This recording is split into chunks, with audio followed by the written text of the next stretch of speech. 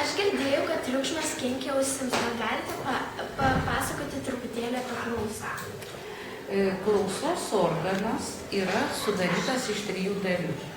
Yra išorinė ausytė, tai yra ausies kaušelis, kuris priima garso virpesius ir siunčia į vidurinę ausį, o vidurinėje ausyje yra ausies būgnelis, kuris nuolat virpa ir siunčia garso virpesį į vidinę ausį.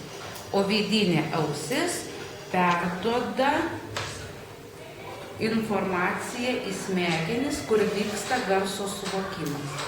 Ir jeigu yra labai didelis triukšmas, ausies būgnelis nuolat virpa ir tada yra pažeidžiama kaip tik vidurinė ausis.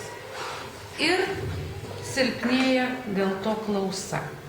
Tarkim, išėjus iš didelio garso koncerto, mūsų ausise kažkas zvimbė.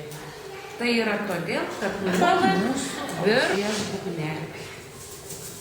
Tai triukšmas labai kenkia mūsų ausytėm. Ačiū.